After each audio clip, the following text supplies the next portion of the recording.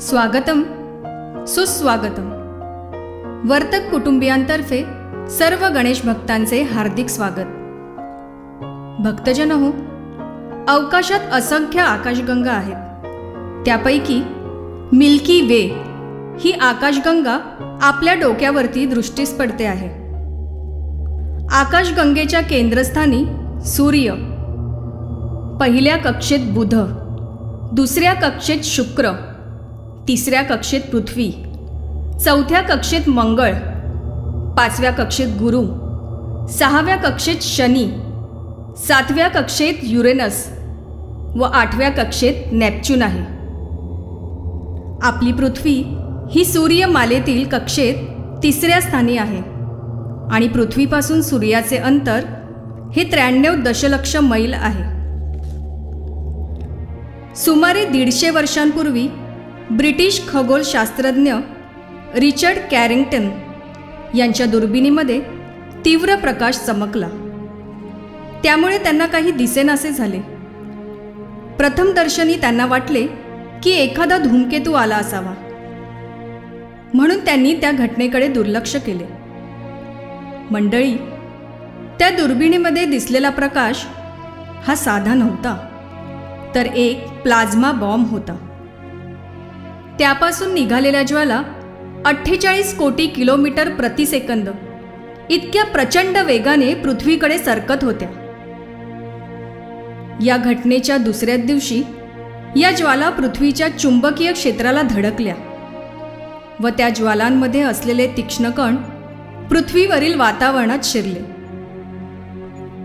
तीक्ष्ण कणांच्या तीव्रतेने पृथ्वीवरील टेलिग्राफिक यंत्रणा, विद्युत यंत्रणा यांमध्ये वीजप्रवाह वाढल्याने लोकांना विजेचे धक्के लागले आणि लाखो लोक मृत्युमुखी पडले।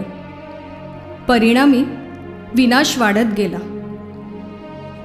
मंडळी, जगातील अंतराळात विविध शोध मोहिमा करणारी अमेरिकेची एकमेव संस्था नासा हिने 2025 साली सूर्यामधून निघालेल्या ज्वालांची पृथ्वीला पुन्हा धडक होण्याचे भाकीत वर्तविले आहे। तर मंडळी, आपण या चलचित्र देखाव्याच्या माध्यमातून सोलार फ्लेअर्स म्हणजेच सौर ज्वाला बघणार आहोत। वैज्ञानिकांच्या मते सूर्याच्या चुंबकीय क्षेत्रामुळे दर 11 वर्षांनी अशा सौर ज्वाला सूर्यातून सूर्यमालेत बाहेर पडतात। सन 2014 मध्ये ही घटना घडली होती।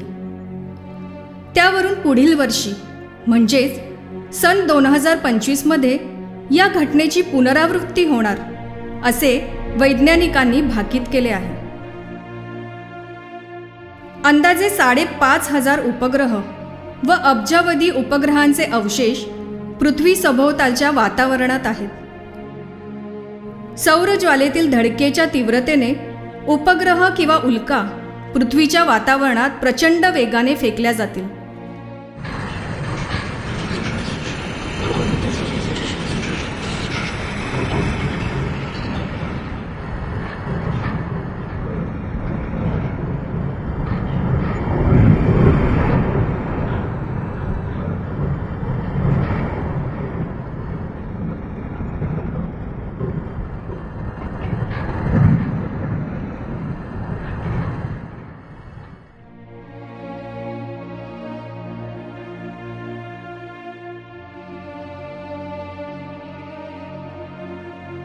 पृथ्वीवर साधारणतः उपग्रहांचा किंवा उल्कापिंडांचा छोटासा भाग जरी आदळला तर त्यातून निघालेली शक्ती शेकडो किलोमीटरच्या परिघात पृथ्वीला उद्ध्वस्त करू शकते।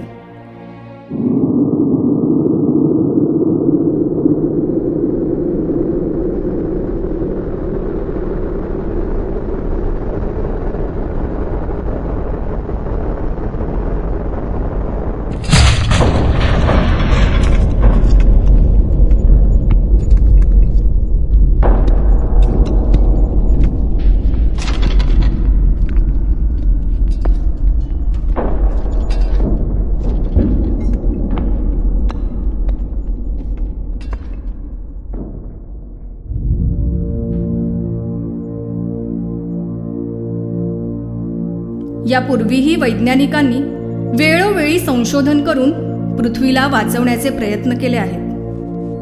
हे विघ्नहर्ता, त्यांच्या या अथक प्रयत्नांना तू साथ द्यावीस व पृथ्वीवर येणारे हे संकट टाळावेस, हीच तुझ्या चरणी प्रार्थना.